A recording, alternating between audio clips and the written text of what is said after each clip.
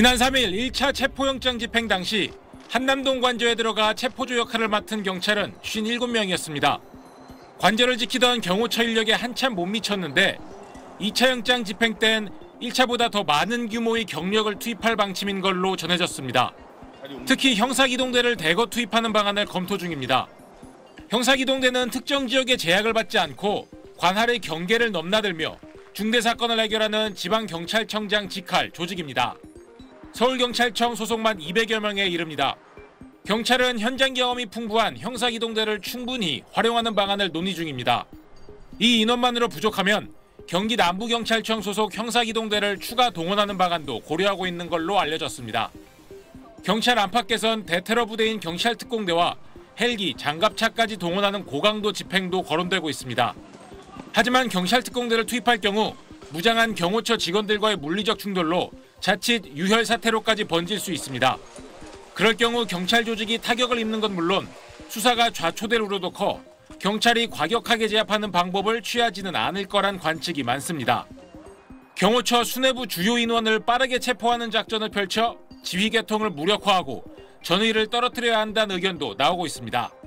사실상 마지막 체포 시도가 될 거란 관측이 우세한 만큼 박종준 경호처장 등 경호처 수뇌부에 대한 체포영장이 발부된 뒤 집행이 이뤄질 거란 관측도 나오고 있습니다. SBS 신용일입니다.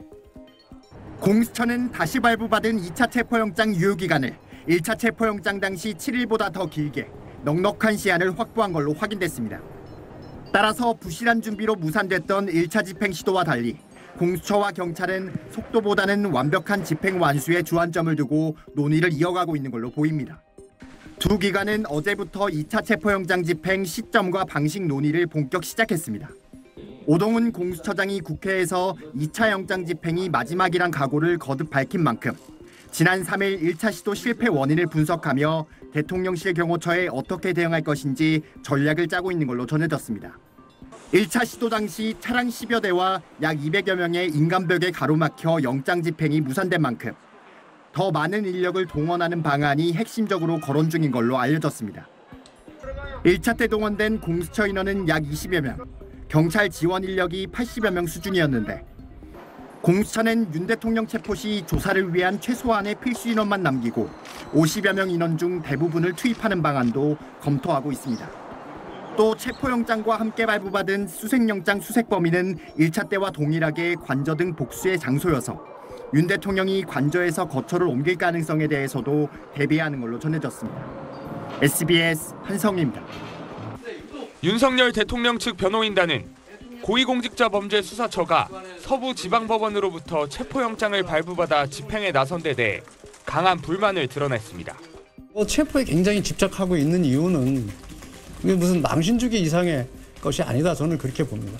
수사권이 없는 공수처 수사와 관할권이 없는 서부지법이 발부한 체포영장엔 응하지 않겠다는 기존 입장을 되풀이한 겁니다. 그러면서 차라리 체포되지 않은 피의자에 대해서 법원이 구속 여부를 심사하는 절차인 사전 구속영장을 청구하라고 촉구했습니다. 단 서부지법이 아니라 중앙지방법원에 영장을 청구해야 응할 거라고 단서를 달았습니다. 관할이 없는 서부지방법원에 영장이 청구되면 그 부분은 도저히 수용할 수 없다. 분명히 공수처의 관할은 중앙지방법원입니다. 그게 아니라면 공수처 수사 없이 바로 재판에 넘겨달라고도 했습니다.